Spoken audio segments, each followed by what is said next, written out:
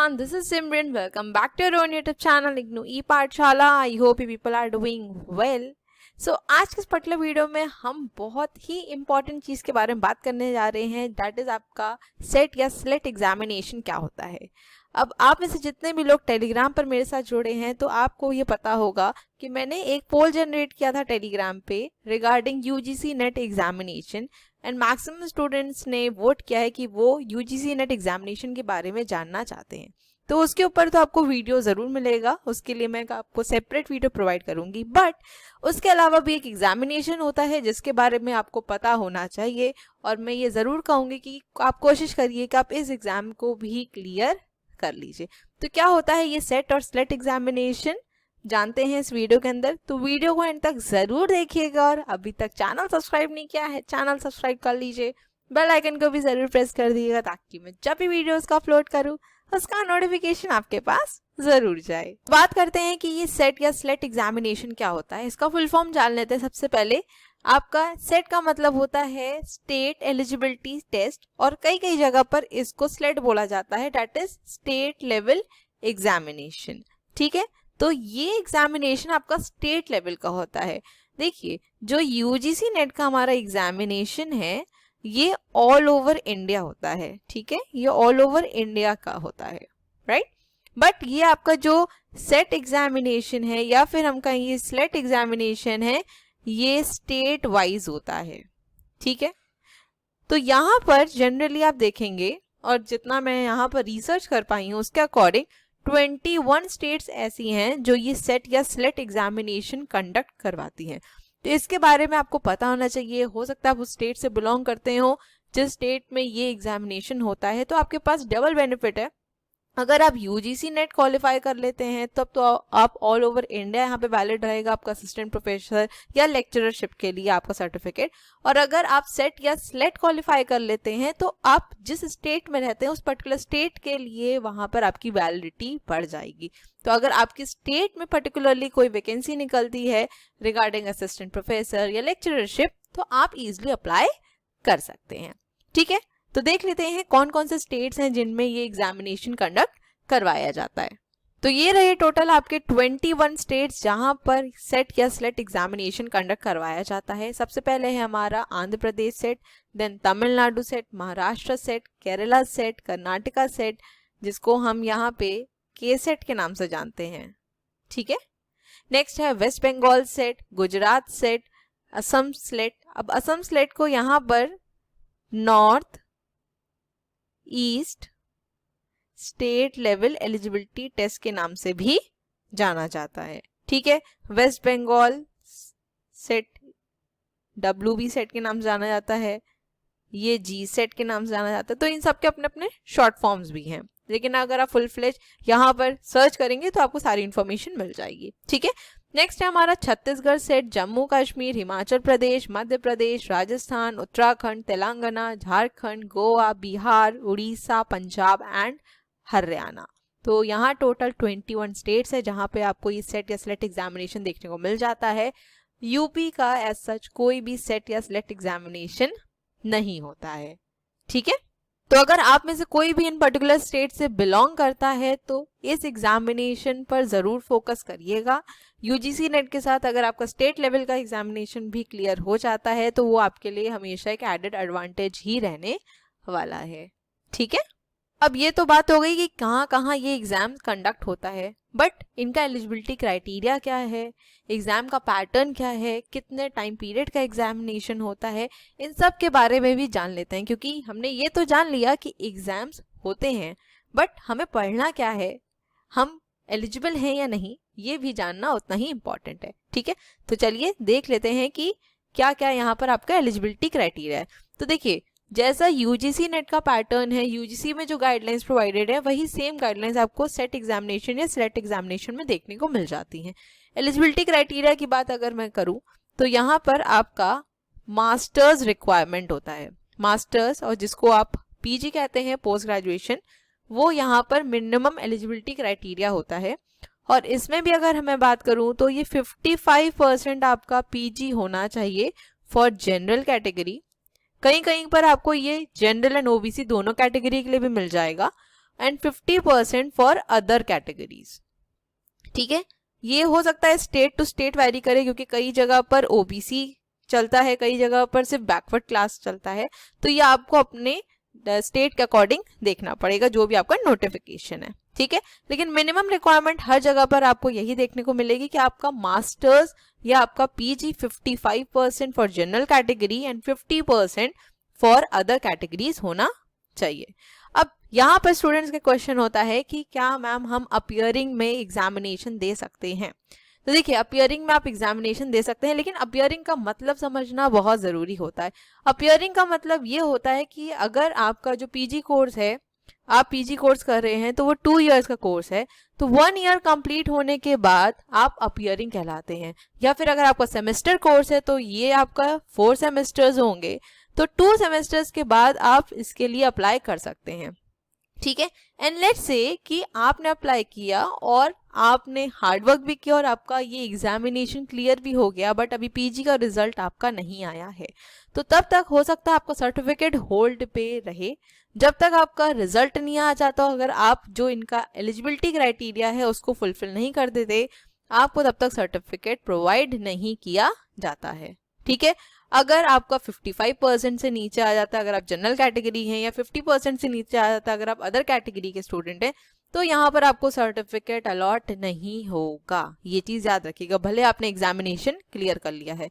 तो major focus सबसे पहले अपने पीजी पे करिए। अगर आपका पीजी कंप्लीट हो गया है और 55% या उससे ज़्यादा है, तो आप इस एग्जामिनेशन की तैयारी करना स्टार्ट कर दीजिए। लेकिन अगर आपका ये फोकस है कि आपको यूजीसी नेट देना है या फिर स्लेट या सेट एग्जामिनेशन देना है और पीजी में नंबर अभी कम हैं, तो start making efforts from now, ताकि आप पीजी में एटलीस्ट अच्छा स्कोर कर सकें, तभी आप इस एग्जामिनेशन के लिए भी एलिजिबल हो पाएंगे। ठीक है, नेक्स्ट बात करते हैं पेपर के पैटर्न की। अब पेपर के पैटर्न की बात यहाँ पर की जाए तो जैसे यूजीसी नेट में गाइडलाइंस मैंने आपको बताया सेम ही चलती है, लेकिन कुछ कुछ जगह पे आपको यहाँ पर पेपर का पैटर्न थोड़ा अलग देखने को मिल जाता है। ठीक, यूजीसी नेट के अकॉर्डिंग क्या है कि यहाँ पे आपके 2 पेपर्स होते हैं। ठीक है, 2 पेपर्स क्या क्या होते हैं? एक हमारा होता है पेपर 1 एंड दूसरा होता है हमारा paper 2। Paper 1 common for all होता है। ठीक है, जिसमें आपका टीचिंग एप्टीट्यूड, रिसर्च से रिलेटेड क्वेश्चंस मिलेंगे, कम्युनिकेशन से रिलेटेड क्वेश्चंस आपको देखने को मिलेंगे, देन लॉजिकल रीजनिंग, एनवायरनमेंट से रिलेटेड, हायर एजुकेशन से रिलेटेड क्वेश्चंस देखने को मिलते हैं। पेपर 2 आपका क्या होता है? सब्जेक्ट स्पेसिफिक होता है। ठीक है, अगर आप कॉमर्स स्टूडेंट है तो कॉमर्स का होगा, इकोनॉमिक्स स्टूडेंट है इकोनॉमिक्स का होगा, इंग्लिश स्टूडेंट इंग्लिश का होगा, जो भी आप सब्जेक्ट से ये पर्टिकुलर एग्जामिनेशन देने जा रहे हैं। ठीक, लेकिन एक जगह का मैंने देखा जो है आपका हरियाणा सेट। ठीक है, हरियाणा सेट का जो एग्जामिनेशन है उसमें देखा गया कि 3 पेपर्स होते हैं, पेपर 1, पेपर 2 एंड पेपर 3। ठीक है, तो यहाँ पर पेपर का जो पैटर्न है वो थोड़ा अलग है। तो आप जिस भी एग्जामिनेशन के लिए बैठ रहे हैं, एटलीस्ट उसके नोटिफिकेशन को ज़रूर ध्यान से पढ़िए कि कैसा पेपर है, पेपर का पैटर्न क्या है। ठीक है, और प्रीवियस ईयर क्वेश्चंस, कोई भी पेपर आप देने जाएं, previous year questions are really really important. ठीक है, चाहे आप अपना सब्जेक्टिव पेपर का पेपर देने जा रहे हैं चाहे ऑब्जेक्टिव पेपर का, प्रीवियस ईयर क्वेश्चंस सभी में बहुत इंपॉर्टेंट रोल प्ले करते हैं। उससे आपको एक आइडिया मिलता है कि पेपर का पैटर्न कैसा रहता है, क्वेश्चंस कैसे पूछे जाते हैं, ताकि आप अपनी तैयारी भी उसके अकॉर्डिंग कर सकिए। ठीक है, नेक्स्ट बात आती है पेपर के टाइम ड्यूरेशन की। तो जो एक स्टैंडर्ड टाइम ड्यूरेशन है पेपर का वो है 3 आवर्स का। ठीक है, लेकिन अब जैसे मैंने आपको बताया कि हरियाणा सेट में देखा गया है कि यहाँ 3 पेपर्स होते हैं, तो यहाँ पर टाइम ड्यूरेशन भी आपका उस हिसाब से इंक्रीज कर जाता है। ठीक है, यहाँ पर जो पेपर का डिवीजन है और टाइम का वो है 1.5 आवर्स, 1.5 आवर्स एंड ये आपका होता है 2.30 आवर्स का। तो आप देख सकते हैं कि यहाँ पर एग्जामिनेशन आपका थोड़ा लंबा चलता है, अराउंड 5 आवर्स का चलता है। बट जनरली हमारे जो पेपर होते हैं, जब 2 पेपर्स होते हैं तो वो 3 आवर्स के अंदर पेपर आपका कंप्लीट हो जाता है। ठीक है, अब ये जो पेपर होता है, ये आपका एग्जामिनेशन होता है, ये होता है आपका ऑफलाइन मोड में।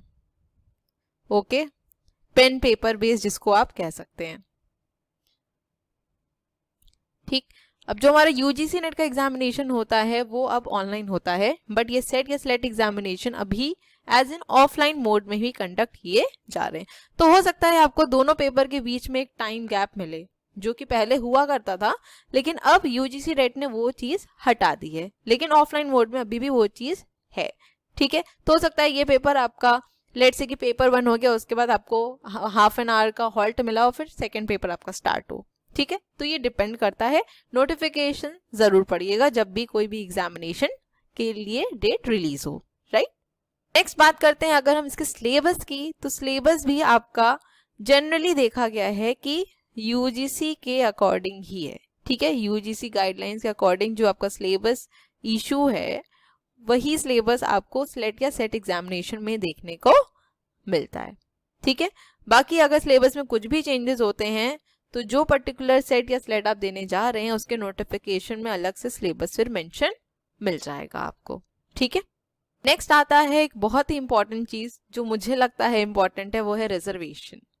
ठीक है, क्योंकि कोई भी एग्जामिनेशन आप देते हैं उसमें रिजर्वेशन का एक बहुत इंपॉर्टेंट रोल रहता है, क्योंकि मैक्सिमम सीटें तो रिजर्वेशन में जाती हैं और बहुत कम सीटें कभी कभी जनरल कैटेगरी के लिए बचती हैं। इवन यूजीसी नेट एग्जामिनेशन में भी आपको रिजर्वेशन देखने को मिल जाता है।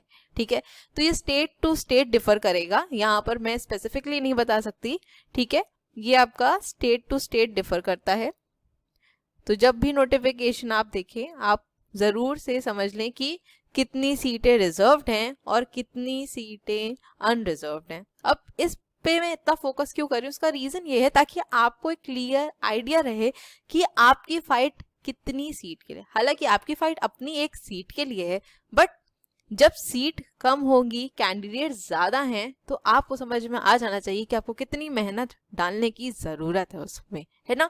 तो इससे एक बहुत ही क्लियर कट आइडिया लग जाता है कि हमें कितना एफर्ट देना पड़ेगा, और सिर्फ एफर्ट नहीं, स्मार्ट वर्क भी करना पड़ेगा अगर हमें ये एग्जामिनेशन को क्लियर करना है।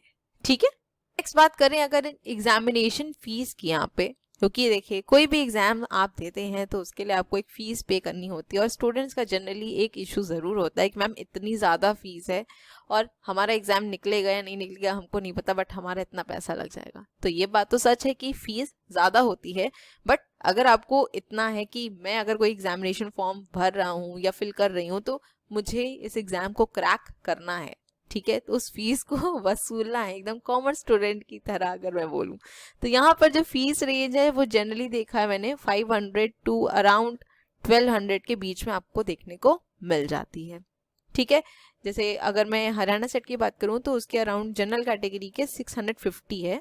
अब आई डोंट नो कि वो 650 प्लस बैंक चार्जेस है या नहीं, क्योंकि अभी नोटिफिकेशन एज सच आया नहीं है, तो नोटिफिकेशन में क्लियर कट बैंक चार्जेस के बारे में भी लिखा रहता है, बट जो फीस की रेंज है वो जनरली आपको 500 टू 1200 देखने को मिल जाती है। ठीक है, नेक्स्ट है लैंग्वेज ऑफ योर पेपर। अब एग्जामिनेशन यहाँ पर आपको देखने को मिल जाता है इंग्लिश में, प्लस आपकी जो रीजनल लैंग्वेज है। ठीक है, ठीक, तो आप जिस भी स्टेट से बिलोंग करते हैं वहाँ की रीजनल लैंग्वेज में आपको पेपर देखने को मिल जाएगा, और प्लस इंग्लिश एक स्टैंडर्ड आपका लैंग्वेज है तो उसमें तो आपको पेपर देखने को मिलेगा ही मिलेगा। लेकिन ज़रूरी नहीं है कि सभी पेपर में आपको रीजनल लैंग्वेज देखने को मिल जाए। ठीक है, ज़रूरी नहीं है, हो सकता है कुछ पेपर में आपको इंग्लिश और रीजनल लैंग्वेज दोनों मिले, हो सकता है कुछ पेपर में सिर्फ और सिर्फ इंग्लिश मिले। अब जो आपके सब्जेक्ट पेपर्स होते हैं like English language papers, English, Marathi, Gujarati, अब ये सब तो आपको ऑब्वियस सी बात है कि आपके रीजनल लैंग्वेज में ही मिलेंगे, है ना। लेकिन अगर इंग्लिश का पेपर है तो वो कोई आपको ट्रांसलेट करके आपकी रीजनल लैंग्वेज में नहीं देगा, राइट। तो ऐसे कुछ पेपर्स हैं, प्लस आपके हो सकता है जैसे कंप्यूटर साइंस का पेपर है, हो सकता है वो रीजनल लैंग्वेज में ना मिले, वो सिर्फ आपको आपके standard language that is English में ही देखने को मिले। तो यहाँ पर आपके पास ये भी एक बेनिफिट है कि आप उस पर्टिकुलर स्टेट से बिलोंग करते हैं, आपको वहाँ की लैंग्वेज की नॉलेज है, तो आप अगर इंग्लिश के साथ कंफर्टेबल नहीं है अपने पेपर के लिए तो आप उस अपनी लैंग्वेज के साथ भी जा सकते हैं, क्योंकि अदर स्टेट वाला आपकी लैंग्वेज में पेपर नहीं दे सकता, क्योंकि जनरली जो स्टेट लेवल के पेपर्स होते हैं उसमें रीजनल लैंग्वेज की रिक्वायरमेंट होती ही होती है, क्योंकि आपको इंग्लिश के साथ साथ रीजनल लैंग्वेज भी आनी चाहिए। अगर आप लेट्स से आपका ये एग्जाम क्लियर हो जाता है और आप कहीं पर एज एन असिस्टेंट प्रोफेसर या लेक्चरशिप के लिए जाते हैं, तो आपको अपनी रीजनल लैंग्वेज पे अच्छा कमांड होना चाहिए, क्योंकि कई बार ऐसा होता है कि कुछ चीज़ आप जो समझाना चाह रहे हैं वो स्टैंडर्ड लैंग्वेज में स्टूडेंट्स को नहीं समझ में आ रही है, तो वहाँ पर आपकी रीजनल लैंग्वेज ही काम आती है, जहाँ पे आप चीज़ों को अलग तरीके से उस ढंग से पोर्ट्रे कर सकते हैं। प्लस आपके लिए एडेड एडवांटेज ये होता है कि आपके अपने रीजनल लैंग्वेज की नॉलेज है, तो दूसरे स्टेट के स्टूडेंट्स यहाँ पर जल्दी आपको कंपटीशन नहीं देते हैं अनटिल अनलेस उनको वो लैंग्वेज आती हो। ठीक है, तो ये कहीं ना कहीं एक एडेड एडवांटेज आप लोग के लिए हो जाता है, राइट।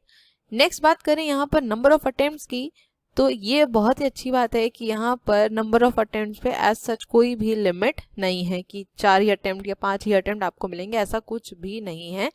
आपके पास n नंबर ऑफ अटेम्प्ट्स हैं, बट इसका मतलब ये नहीं है कि यहाँ पर आपको पंचवर्षीय योजना चलानी है। ठीक है, 5 ईयर प्लान लेके नहीं चलना है कि 5 साल तक एग्जामिनेशन देना है। कोशिश करिए कि अगर फर्स्ट अटेम्प्ट में नहीं तो सेकेंड या थर्ड अटेम्प्ट तक आपका ये एग्जामिनेशन ज़रूर क्लियर हो जाए। ठीक है, क्योंकि फर्स्ट अटेम्प्ट में जनरली स्टूडेंट को समझ में आता है कि पेपर का लेवल कैसा है, कैसा आया है और किस एक एरिया में मुझे ज़्यादा एफर्ट या मेहनत करने की ज़रूरत है, और मेहनत के साथ स्मार्ट वर्क भी करना ही उतना इम्पॉर्टेंट हो गया है आजकल, राइट। नेक्स्ट बात करें हम एज लिमिट की, तो यहाँ पर कोई एज लिमिट नहीं है।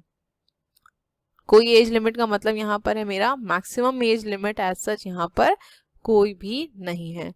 तो यहाँ पे नंबर ऑफ अटेम्प्ट्स भी आपके पास n है और एज लिमिट पर भी कोई भी रेस्ट्रिक्शन नहीं है। तो जो भी स्टूडेंट्स ये एग्जामिनेशन देना चाहते हैं उनके पास अभी भी फेयर चांस है। अगर आप प्रिपरेशन कर रहे हैं या फिर आप सोच रहे हैं प्रिपरेशन करने का, तो अभी से ही प्रिपरेशन अपनी स्टार्ट कर दीजिए और सबसे ज़्यादा फोकस अपने पीजी पर करिए, क्योंकि जनरली स्टूडेंट्स क्या करते हैं कि अगर उनका आगे टारगेट यूजीसी नेट या सेट या स्लेट एग्जामिनेशन है, ठीक है, बट वो अपने पीजी में उतना एफर्ट नहीं देते हैं। अगर आप अपने पीजी में एफर्ट नहीं देंगे तो वो मेहनत और उससे ज़्यादा मेहनत, मैं बल्कि कहूँगी डबल मेहनत, आपको अपने यूजीसी नेट या स्लेट या सेट एग्जामिनेशन में देनी ही पड़ेगी। क्योंकि सबसे पहले आपको उसमें फिर अपना कॉन्सेप्ट बिल्ड करना पड़ेगा, उसके थ्योरी को समझना पड़ेगा, देन उसके एप्लीकेबिलिटी एंड एमसीक्यूज को समझना पड़ेगा। तो इट्स बेटर कि आप अपने पीजी लेवल पर ही उस पर उतना फोकस करना स्टार्ट कर दें, ताकि आपको अपनी प्रिपरेशन के टाइम पर उसमें उतना एफर्ट ना देना पड़े। ठीक है, यहाँ पे कुछ इंपॉर्टेंट पॉइंट्स हैं जो आपको मैं बताना चाहूँगी।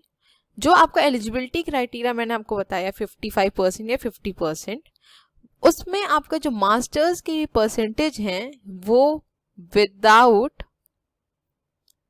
राउंड ऑफ होने चाहिए। ठीक है, या फिर मैं कहूँ बिना ग्रेस मार्क्स के आपके आने चाहिए। ठीक, अब जैसे लेट्स से 54.9% है, तो इसको हम जनरली क्या कह देते हैं 55%, इसको नहीं कंसिडर किया जाएगा। 55% पूरा होना चाहिए। ठीक है, कोई भी ग्रेस मार्क्स से अगर आपका वहाँ परसेंटेज पहुँच रहा है तो आप उस एग्जाम के लिए एलिजिबल नहीं है, इस चीज़ को याद रखिएगा। Same applies with other category students as well, जिनका 50% यहाँ पर एलिजिबिलिटी क्राइटेरिया दिया हुआ है। ठीक है, एक चीज़ तो आई गेस ये क्लियर हो गई होगी।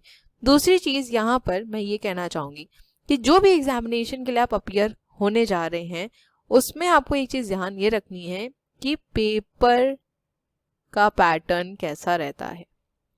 जनरली हम क्या करते हैं, वी एज एन स्टूडेंट, मैं खुद को भी यहाँ पे कंसिडर करूँ क्योंकि मैं भी खुद अभी भी एक स्टूडेंट हूँ, एज एन मैं पीएचडी परस्यू कर रही हूँ। तो हमारा एक माइंडसेट क्या होता है कि हम कोई एक डिफ़िकल्ट एग्जाम की प्रिपरेशन कर रहे हैं, लेट्स से डिफ़िकल्ट नहीं तो यूजीसी नेट एग्जामिनेशन कहते हैं। डिफ़िकल्ट मुझे लगता है एग्जामिनेशन तब होता है जब आपकी प्रिपरेशन नहीं होती है। अगर आपने प्रिपरेशन सॉलिड की है तो आपके लिए कोई एग्जाम डिफिकल्ट नहीं होता है। आपकी प्रिपरेशन पर डिफिकल्टी लेवल डिपेंड करता है। थोड़ा बहुत पेपर का पैटर्न ऑब्वियस सी बात है, टाइम के साथ कंपटीशन के साथ वो चेंज होगा, बट आपको भी उस हिसाब से फिर मेहनत या हार्डवर्क अपना करना पड़ता है। ठीक है, तो लेट्स से आप यूजीसी नेट की प्रिपरेशन कर रहे हैं और आपने सोच लिया कि हमने यूजीसी नेट की प्रिपरेशन करी है तो स्टेट लेवल का एग्जाम तो हमारा क्लियर हो जाएगा। एक तरीके से हमारा माइंडसेट यही है और सही है, इसमें कुछ गलत नहीं है। बट इंपॉर्टेंट चीज़ ये होती है कि जो भी एग्जाम के लिए आप अपीयर होने जा रहे हैं, चाहे स्टेट लेवल एग्जाम या यूजीसी नेट या कोई भी आप एग्जाम देते हैं वन डे एग्जाम, उस एग्जाम के पेपर का पैटर्न पता होना चाहिए। क्वेश्चंस कैसे आ रहे, हो सकता है यूजीसी नेट में क्वेश्चंस का लेवल थोड़ा ज़्यादा हो सकता है, सेट एग्जाम में थोड़ा सा कम मिले। ठीक है। तो हम कभी कभी बहुत सी चीज़ों को नेग्लेक्ट या इग्नोर कर देते हैं इस चीज़ में, बट हमको ऐसा नहीं करना चाहिए। तो अगर आपका मेजर फोकस यूजीसी नेट है और उसी दौरान आपके स्टेट लेवल के एग्जामिनेशन भी आ जाते हैं, तो यूजीसी नेट के तो जैसे प्रिपरेशन कर रहे हैं आप करिए, बट सेट एग्जामिनेशन के भी जो प्रीवियस ईयर क्वेश्चंस हैं उनको भी ज़रूर प्रैक्टिस करिए, ठीक है, ताकि आपको अपने पेपर का लेवल का आइडिया रहे कि किस तरीके के क्वेश्चंस इस पर्टिकुलर एग्जाम में हमसे पूछे जाते हैं, ठीक है। नेक्स्ट एक बहुत ही इंपॉर्टेंट चीज़ जो काफ़ी स्टूडेंट्स जानना चाहते हैं कि मैम अगर हम यहाँ पे मैनेजमेंट से नेट या जेआरएफ या सेट एग्जाम देना चाहें तो क्या दे सकते हैं? क्या हम इकोनॉमिक्स से दे सकते हैं? क्या हम कॉमर्स से दे सकते हैं? ठीक है, अगर मैं कॉमर्स स्टूडेंट की बात करूँ यहाँ पे, तो देखिए कॉमर्स से आप कब दे सकते हैं? जब आप एमकॉम कर रहे हैं, ठीक है। मास्टर्स किस में है आपका? कॉमर्स में। इकोनॉमिक्स आप तब दे सकते हैं जब आपका मास्टर्स इकोनॉमिक्स से हो, और मैनेजमेंट का आप तब दे सकते हैं जब आपका यहाँ पे मास्टर्स किससे हो? मैनेजमेंट से हो, लाइक आपका एमबीए कर रहे हो। तो इसका मतलब ये है कि ये सेट, स्लेट या यूजीसी नेट एग्जामिनेशन आप सिर्फ उन्हीं सब्जेक्ट से दे सकते हैं जिनसे आप अपना पीजी या मास्टर्स को परस्यू कर रहे हैं। इसके अलावा किसी और सब्जेक्ट से नहीं दे सकते हैं। पहले के टाइम पे ऐसा होता था, और आपने देखा भी होगा जो पहले टीचर्स हैं जिन्होंने यूजीसी नेट या जेआरएफ क्लियर किया है, वो 2-2 सब्जेक्ट या 3-3 सब्जेक्ट में जेआरएफ या नेट क्लियर किए हुए हैं। उसका रीज़न ये है कि पहले इतना रेस्ट्रिक्शन नहीं था, लेकिन अब टाइम के साथ लोग अवेयर हैं इस एग्ज़ाम के बारे में, कंपटीशन लेवल भी बढ़ चुका है, स्टूडेंट्स भी काफ़ी एनरोल होते हैं इस एग्ज़ाम के लिए।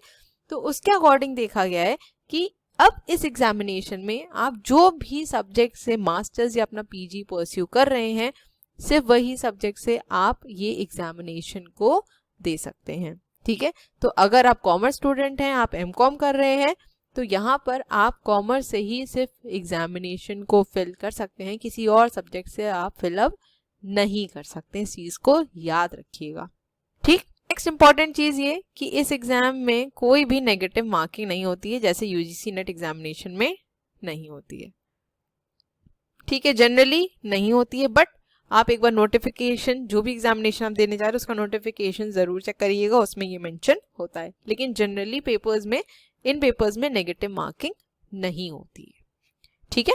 अब नेक्स्ट क्वेश्चन आपका यहाँ पर ये होगा कि मैम कौन सी बुक्स को यहाँ पर हमें रेफर करने की ज़रूरत है। तो देखिए, जो भी आप अगर यूजीसी नेट की प्रिपरेशन कर रहे हैं तो उसके लिए आपने बुक्स ली होंगी, और अगर नहीं ली है तो उसके बारे में भी मैं आपको गाइड करूँगी। उसके लिए आपको एक पर्टिकुलर वीडियो ज़रूर प्रोवाइड कर दूँगी कि क्या कौन सी बुक्स आप ले सकते हैं, किस तरीके से प्रिपरेशन करनी है, उन बुक्स को आप रेफर कर सकते हैं।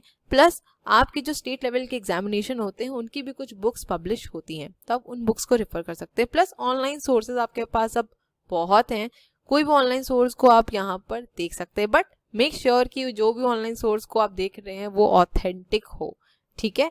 क्योंकि अब मार्केट में काफ़ी सोर्सेज हैं, बट अब आपके ऊपर डिपेंड करता है कि आप कौन सा सोर्स ऑप्ट कर रहे हैं। तो उसकी क्रेडिबिलिटी, उसकी ऑथेंटिसिटी को चेक करना, उसकी वैलिडिटी को चेक करना अब आपकी वो रिस्पॉन्सिबिलिटी है, ठीक है।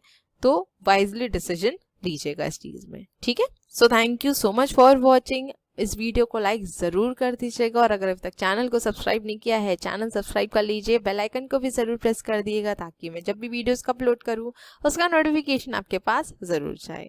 एंड जो भी स्टूडेंट्स यहाँ पे कंसर्न है कि मैम इंपॉर्टेंट क्वेश्चंस नहीं प्रोवाइड किए आपने, तो अभी आपको इंपॉर्टेंट क्वेश्चंस जल्दी ही प्रोवाइड करना स्टार्ट कर दूंगी, मोस्ट प्रोबेबली इस वीक से। प्लस आपको यूजीसी नेट से रिलेटेड भी वीडियो जल्दी ही प्रोवाइड कर दूंगी, ठीक है। मिलेंगे अपने नेक्स्ट वीडियो में। Till stay safe, stay healthy, bye bye, take care.